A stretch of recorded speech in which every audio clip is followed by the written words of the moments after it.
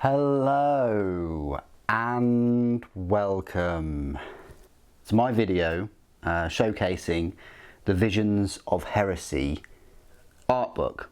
Now, I first made a video of this way back in 2014. So it's been over 10 years, can you believe it, since I made a video of this. And I thought it would be a good time because they have not that long ago released another kind of art book for Horus Heresy. I think when I picked this one up 10 years ago, it was about £40. Now I've seen this book on eBay for about £230 or so. Where the newer one, you know, volume 3, because this is volume 1, the OG book. This one was first published in 2013 and consists of what, 394 pages or so, so almost 400 pages. There's even one Amazon seller trying to sell this for £2,500, which is just insane. But I think you can buy the kind of, say, updated version for about £100 or so. Not on Games Workshop's web store, as far as I can see. As it's been quite a long time, I didn't even realise it had been, you know, a decade. I thought I'd take this opportunity and give you another video. I normally spend a Sunday video on something other than Warhammer, like watches or knives or, you know, maybe even motorbikes at some point soon.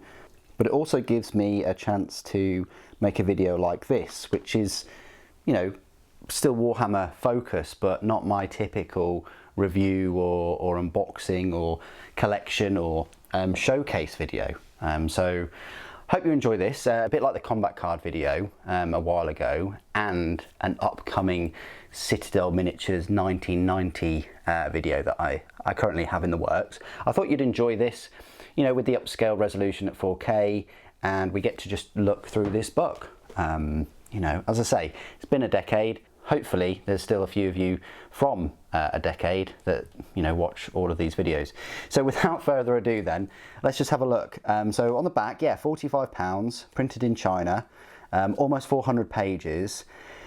It's just incredible, isn't it? Look, I mean, you've got this artwork. I still, you know, my favourite artwork is still, I think it's actually in here.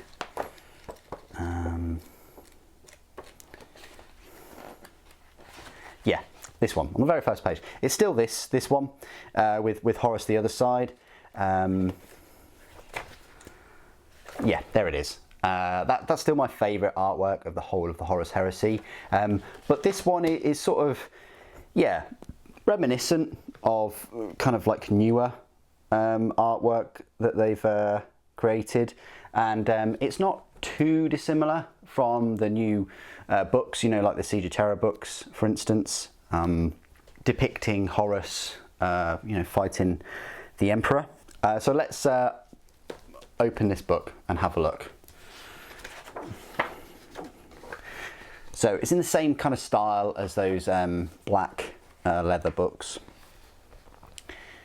It even says right here, look, thanks to John Blanched, Jarvis Johnson, you know, book production layout, Adrian Wood.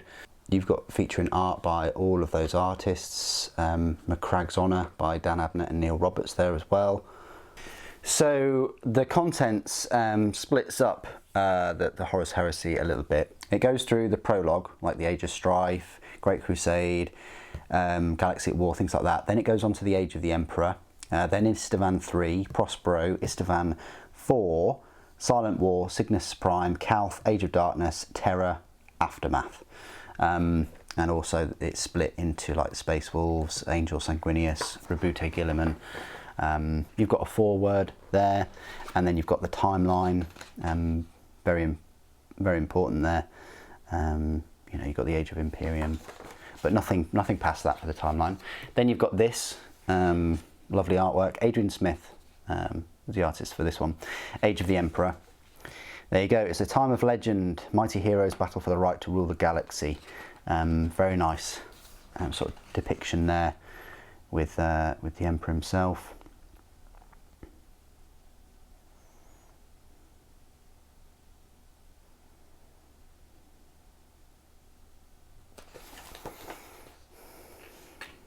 There he is. So a bit of John Blanched artwork.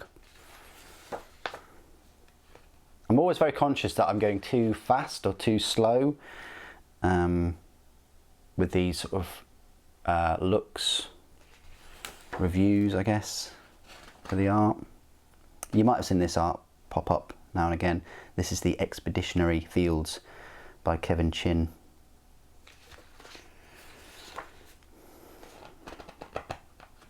More John Blanched, a War Council, as Malcador.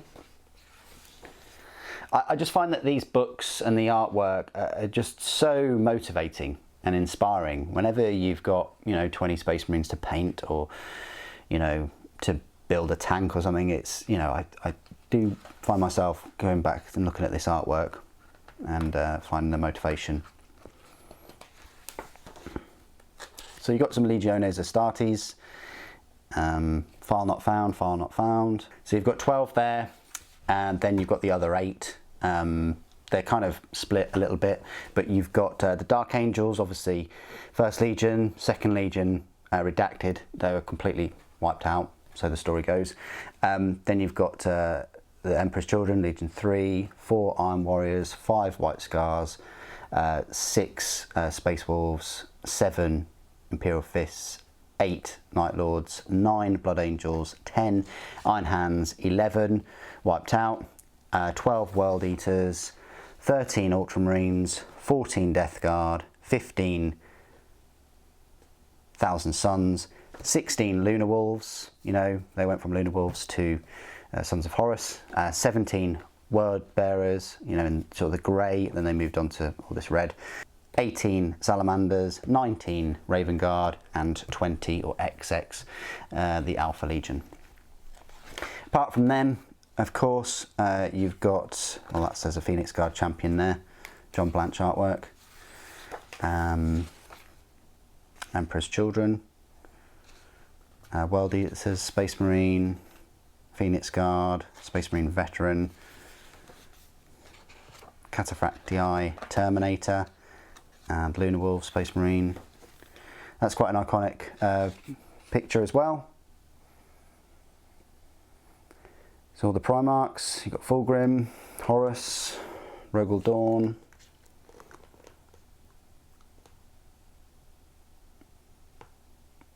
you've got Magnus, Sanguinius, Mortarion in there, Jagatai Khan. Some Custodes. There's Valdor by Adrian Smith. Do like Adrian Smith's art style. More Adrian Smith artwork. Neil Roberts, you've got Valdor there.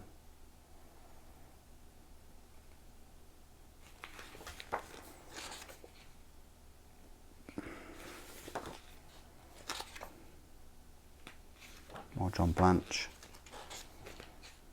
Space Marine Captain. Legion by Neil Roberts. The Imperial Army. See, this is the thing, they've got so much inspiration from the Imperial Army and having, you know, lots of different forces and things to draw upon. And then the Warp. Tides of the Warp. Look how incredible all those kind of demons and faces and things are. You've got some Children of Decay there. Astra Telepathica.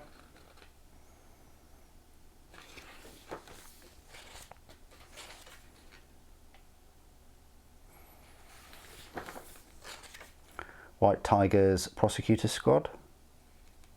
Another John Blanched. That looks quite cool. It's a shame we didn't get some of those kind of dogs or hounds or whatever. Lynxes maybe. So Sisters of Silence. You can just subtly tell that that is John Blanched there, can't you?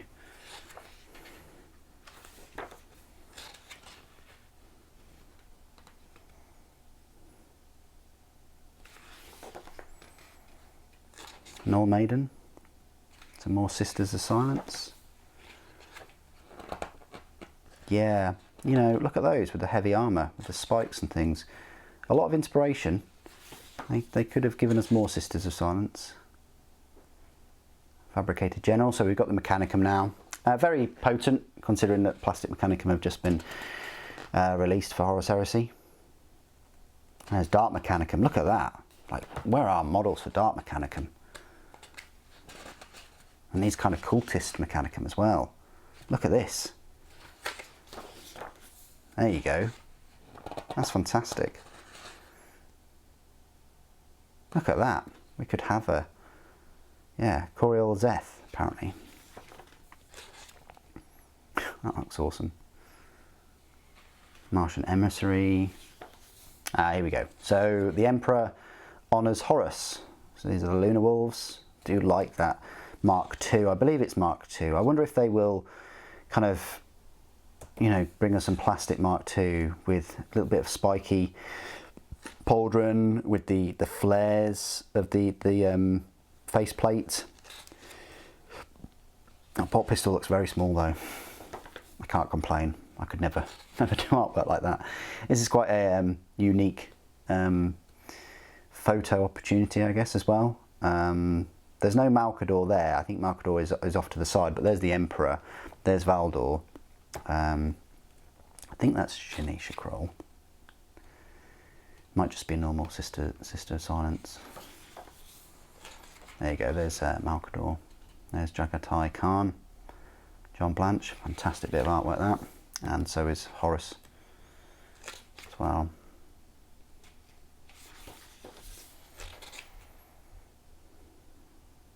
Horus falls at Davin.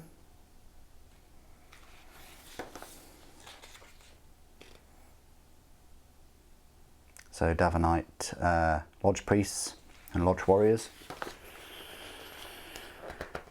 Then you've got the Anathame. And then you've got Fulgrim.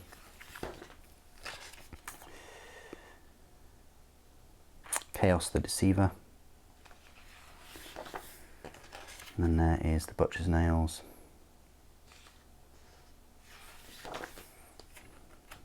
You've got Horus Rising.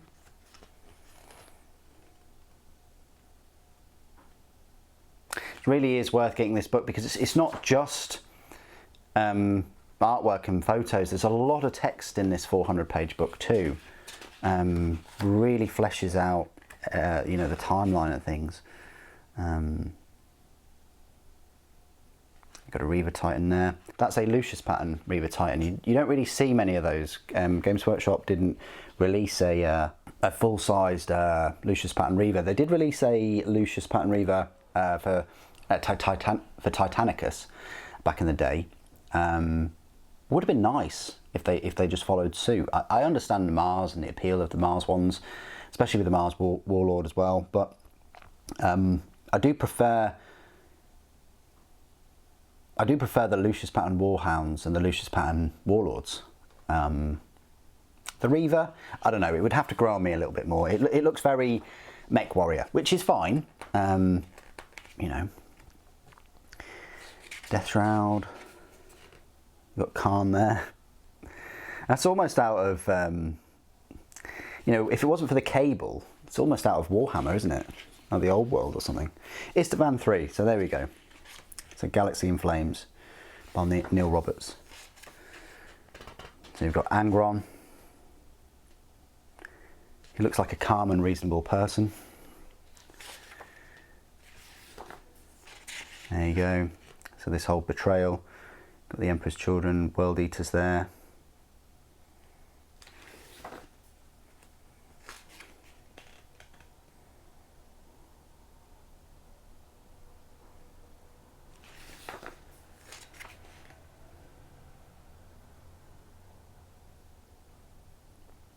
It says Gladiator Drop Pod Group. Betrayal, here we go.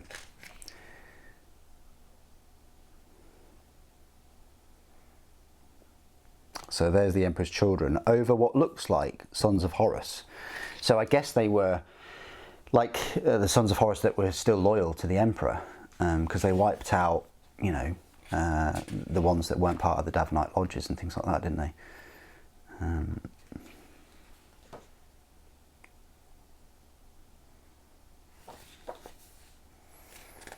There you go, you've got an Emperor's Children heavy weapons unit there.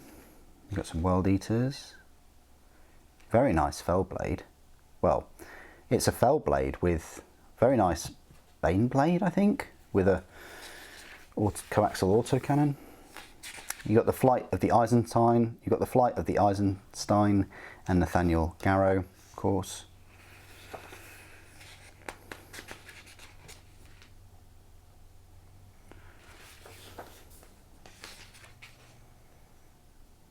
Galaxy in Flames. Nice old Predator there from, you know, back in the day when they were plastic and metal. They still look pretty cool now.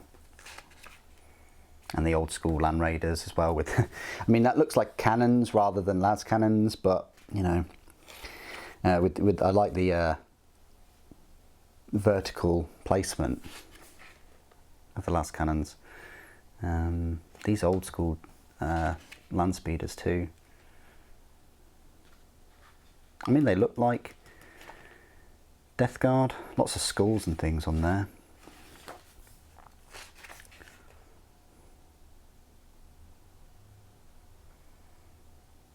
You got Emperor's Children Predator.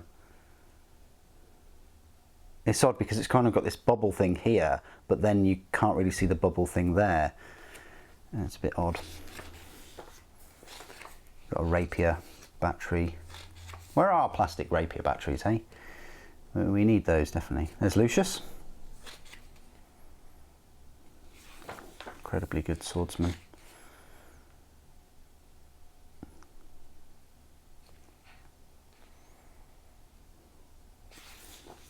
And then Prospero.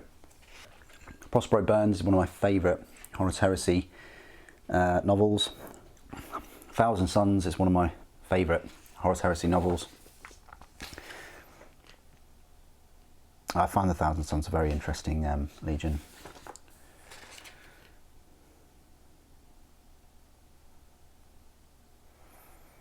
Yeah, it's hard to just work out how big these big pyramids on Tizca, how big these pyramids were.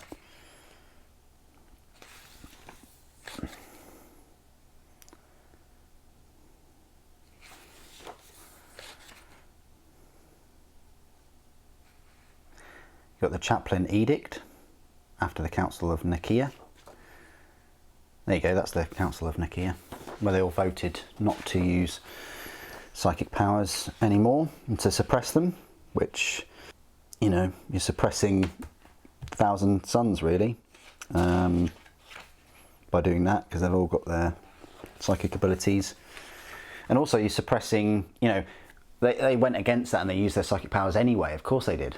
It's kind of in their makeup, in their genes, but with you know, some of the other chapters like the White Scars and the specifically the Imperial Fists, where they subdued their psychers and things, it turned out to be yeah, to the detriment of them in the actual Siege of Terra and things, where they could have used their powers, or they're out of practice for using them.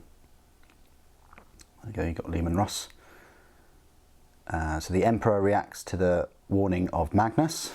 So, you know, Magnus's warning. He tried to, I guess there's spoilers in this video, maybe there isn't spoilers, but yeah, without going too much into spoilers, you probably know already. You know, Magnus, he tried to warn the Emperor of sort of Horus's betrayal and things, and in doing so, kind of broke open the webway, you know, that connects to the Imperial Palace, the Golden Throne, and he broke into it with such psychic force to warn the Emperor, but the message just didn't get through, and instead the Emperor thought it was an attack.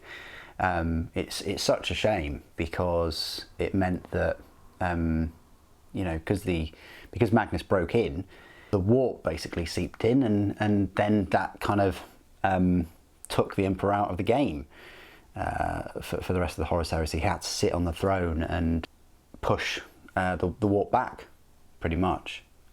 So, yeah. I mean, I understand why Magnus wanted to do it so quick, but sometimes it's not the best form. You know, just send a pigeon, like, honestly.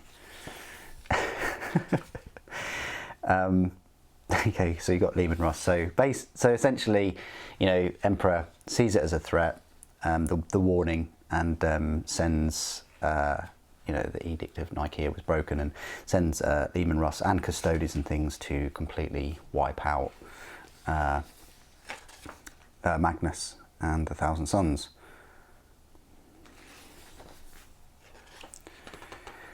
The Racing of Prospero, there you go. It's a good job that they did take the silent Sisters of Silence, because they definitely proved their worth against the Thousand Sons, which were, you know, sometimes uncontrolled psychic powers because of what was happening there. It's just uncontrolled and yeah, just out of control.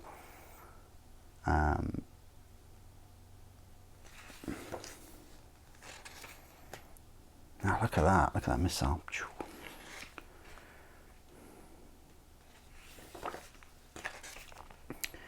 There's some Thousand Sons units.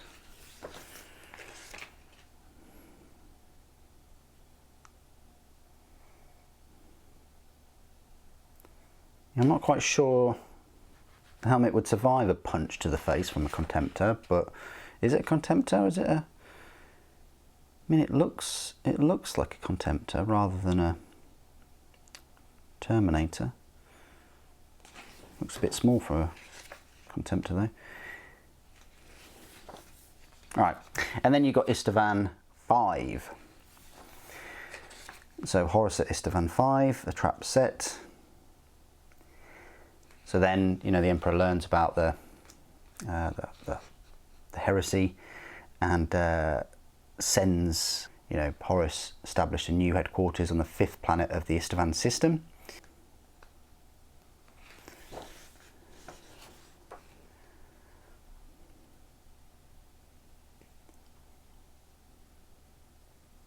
And so he has a plan to destroy the last remaining loyal legions. So he basically sets a trap. More than half the legions he sends to confront are in fact our staunchest allies.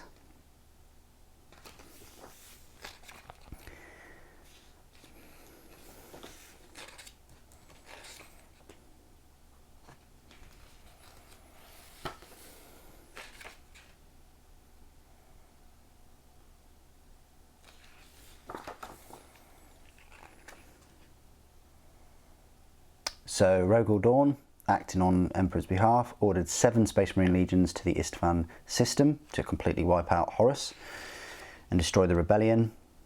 The task force has been placed under the command of Ferrus Manus, Primarch of the Iron Hands Legion.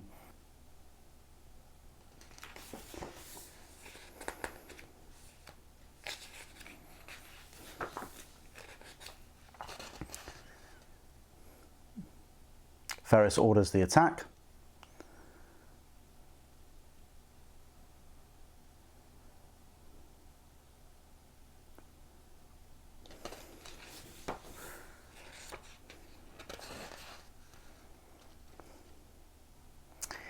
And he lands with his entire brigade of Iron Hands veterans, Salamanders and Raven Guard, including Vulcan and Corax. You got 10,000 drop pods rained down onto the planet from the Loyalist fleet. 10,000.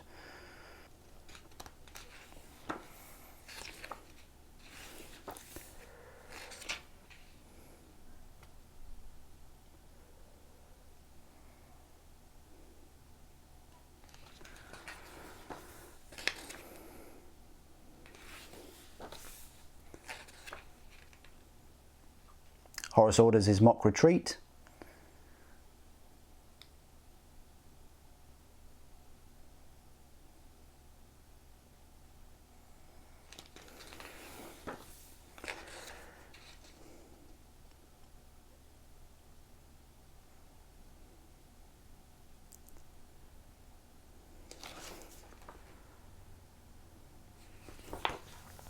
And then you've got the Fury of Ferris.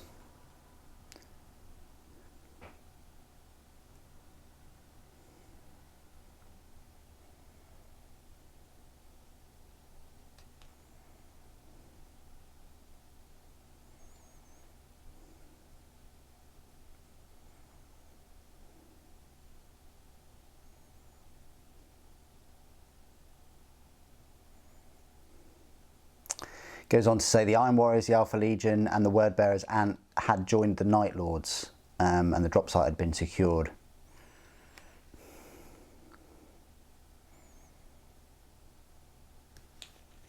He even voxed the enemy is beaten.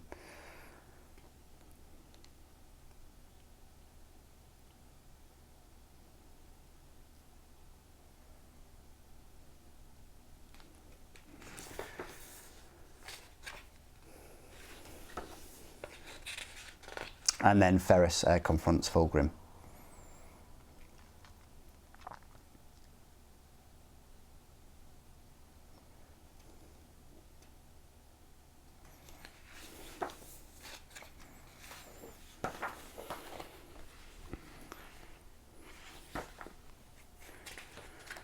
Then you've got the drop site massacre.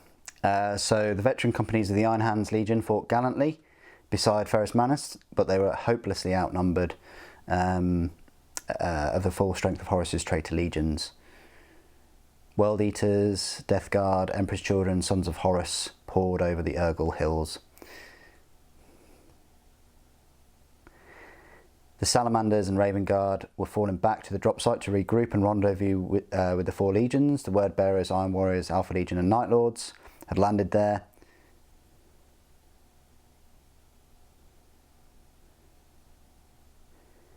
And then the new legions began firing upon them.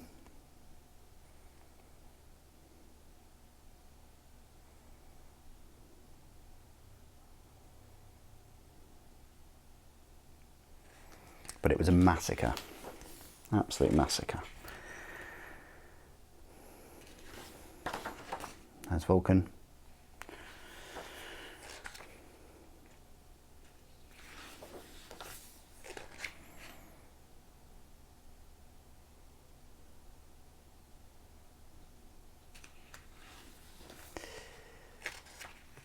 And then Horus Heresy.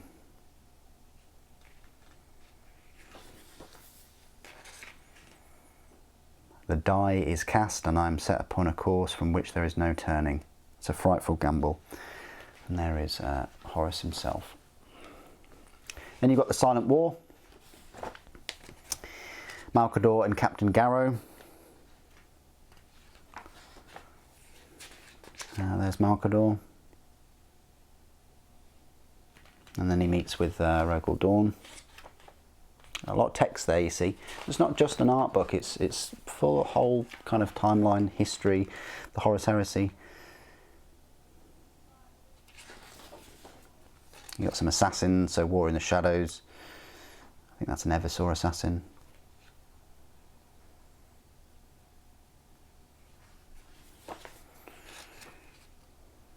A Knights Errant. And then you've got a Dark Mechanicum.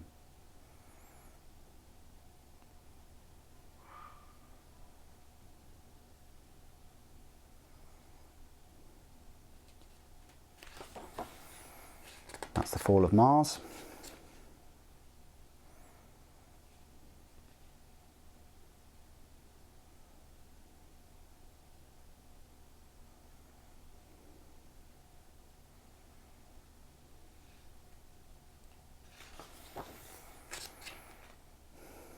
Rogel Dawn assumes command, and then you've got the Astronomicon Crisis.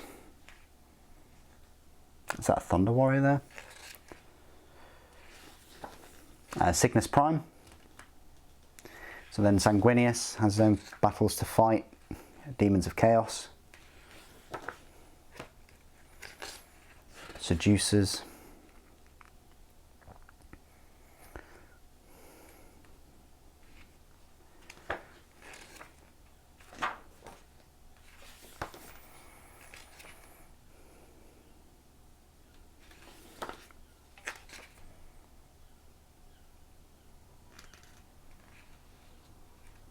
There's Sanguinius the Angel.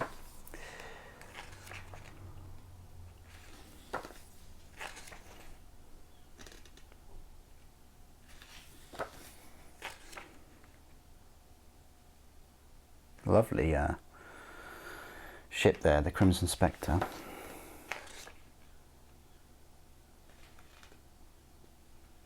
There's Ralderon. He's quite important in the books. And there is Sanguinius Triumphant. Then you've got Calth. So Guilliman had his own battles as well. So this is the first Heretic by Neil Roberts, you know, when the Custodes fight against the Gal Vorbak. There's Corphaeron and Erebus.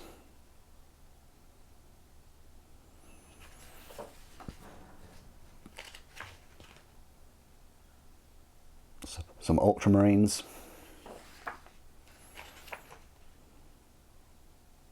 Some key characters, Marius Gage and Lysias Mysander.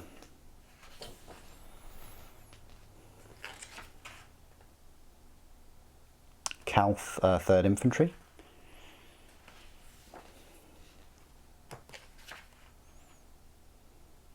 Some more word bearers, I think. McCragg's Honour.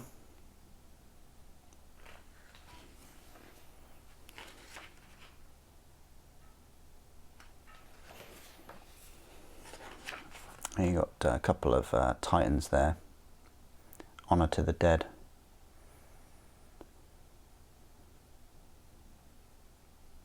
Not really sure what they're equipped with. One's got a huge chainsaw blade though.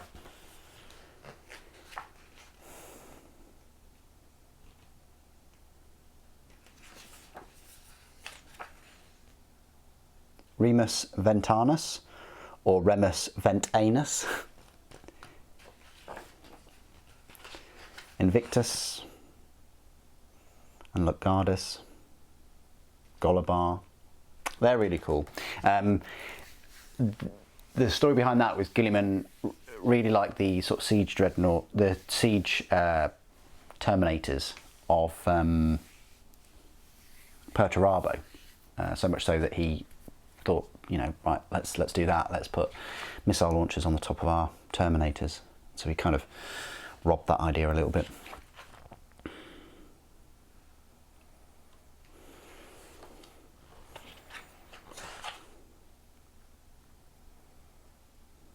There's Rabute Guilliman.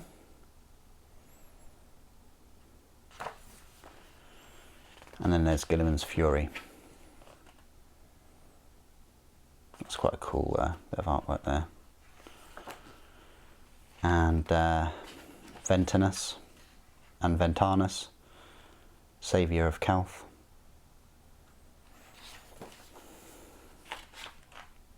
And then you've got the Age of Darkness. So Angel Exterminatus.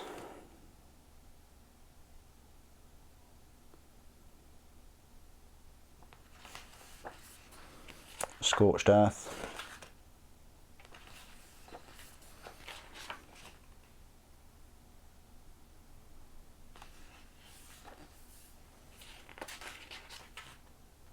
Argyle Tal. And you've got Betrayer there. It's a very cool bit of artwork. Again, Neil Roberts does these kind of, I don't know whether they're computer generated, but they're be on a tablet or something, but they're very, very cool. Lots of action in them. You've got a Warhound there, you know, with accurate weapons, Plasma Blast and Vulcan Mega Bolter. You've got Lorgar, I think it is. Even though he's not in the gold armour, I don't think it is Erebus. Because look how long that mace is, you see. And then you've got Angron. Perturabo with a slightly small hammer. You've got the Crimson Fist. You've got some nice looking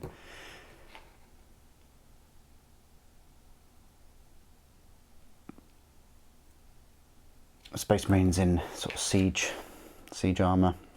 Mark 3. It looks like Mark 3. It might be siege variant of Mark 2, but with the siege shields. Got the Brotherhood of the Storm.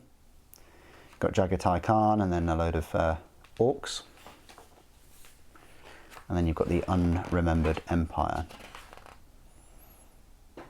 which looks like that's Gilliman and Sanguinius. Look how big people are. You see, sort of. that's probably, he's probably a good 6 foot though. So they're barely up to kind of crotch height. Again, comparing them to them, it's a bit. It's hard to do, isn't it? You can't really see many, I say humans, you know what I mean. And then, yeah, here they all are again. So you've got Ahriman, I think it would be. You've got Horus himself. I think with that top knot, I think with the top knot, I want to say that's Abaddon. It looks like quite confined spaces though, because because Sam has put so much detail and so many things happening. It looks like it's a very small area, but it's not. These ships and command decks are absolutely incredibly huge. So you've got Erebus, apparently, Erebus. And you've got the Red Angel there.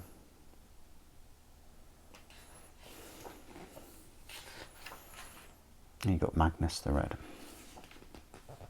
There you go, there you got Ahriman. Yeah, Abaddon. Fallen Angels. So a little look at the Lords of Caliban and Dark Angels. My Legion, like primarily. You've got Astellan there. And you've got the Descent of Angels. The Indomitable Will. Mortarion.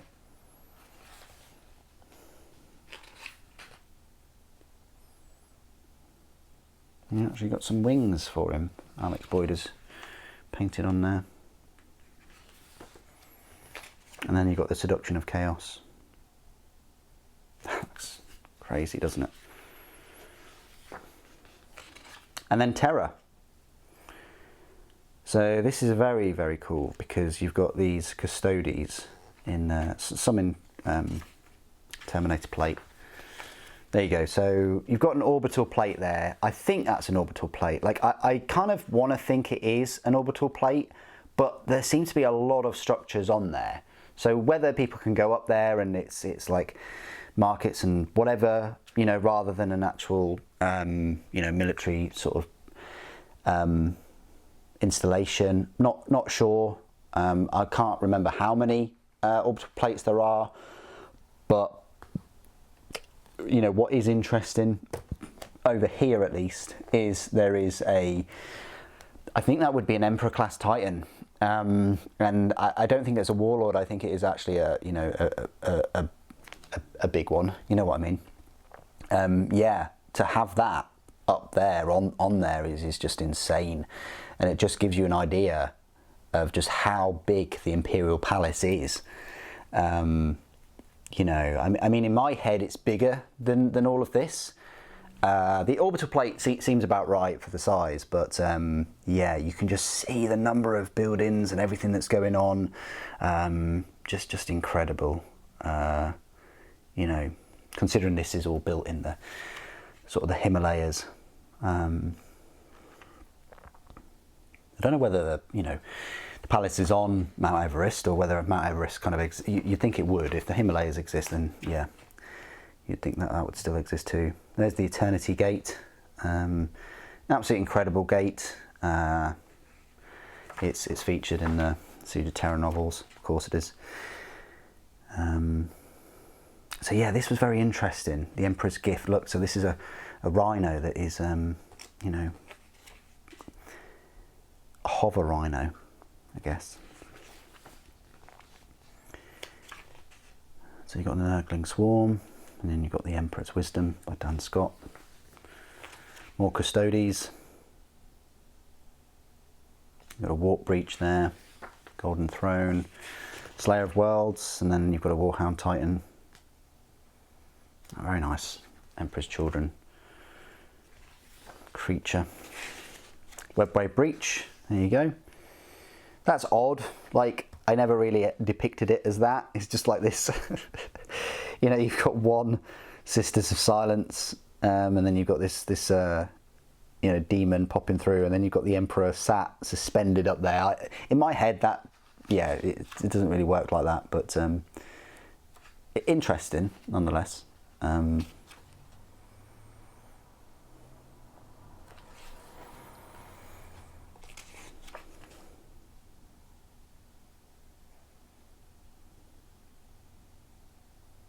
You've got the agony and the ecstasy there.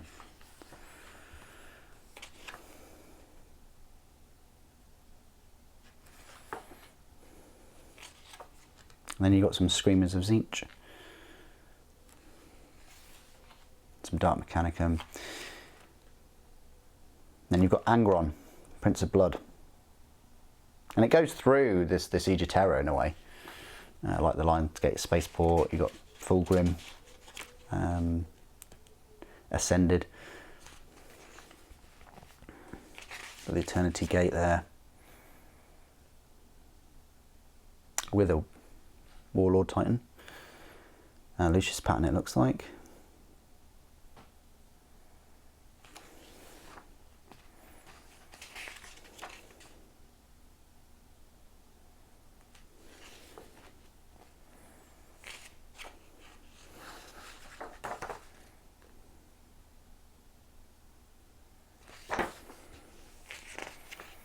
Got Tales of Heresy.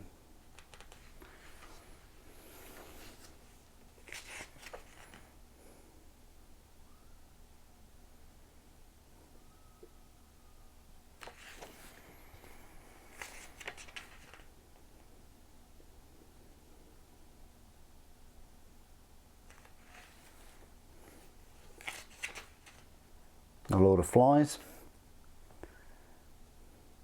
You've got the Spectre of Death. You've got Malagorst the Twisted.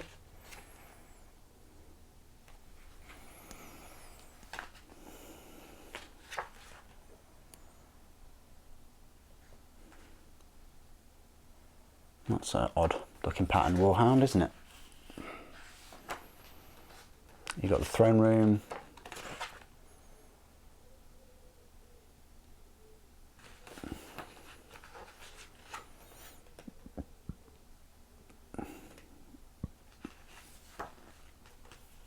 And then you've got the final battle.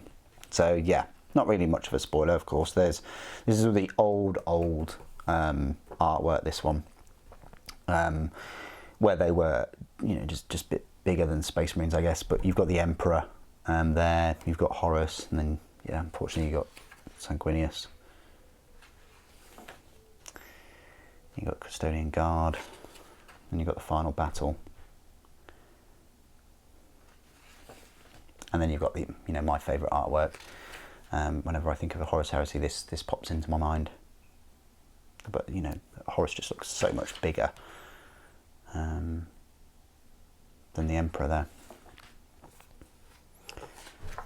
Horus versus the Emperor. There you go. So you've got the little story there. Of course, the Emperor's victory, because you know we wouldn't have 40k if he wasn't victorious. You know, and then you've got the traitors routed, and then you've got Aftermath. When I think of Warhammer 40k, I think of this. I think of the Emperor on the Golden Throne, withered away, missing an eye, you know, missing an arm or whatever it was. And then in the decades that followed the Horus Heresy, Imperium faced many challenges. Rebellion inspired by Horus's actions, the machinations of the Dark Gods of Chaos, rife among all the worlds of humanity. That's Alfarius. And then the artwork index. So yeah, if you wanted to find some artwork of the Primarchs. So it's a very nice index through there. And then at the end, you've got some artwork from Macragge's Honour which is like a little look at that. And that's pretty much it for Visions of Heresy. Yeah, I hope you enjoyed the little 4K look at this book. As I say, it's a fantastic book. It's not just the artwork. You go through, there's lots of descriptions, lots of timeline, history, points and things about different parts of the heresy. And I think it's great to have these kind of books to give you motivation and inspiration for your legions, and what legions to pick, what legions to work on next. What do you guys think of the Visions of Heresy? Please do put your thoughts and opinions down below. It'd be good to hear from you. Thank you for watching. The Emperor Protects.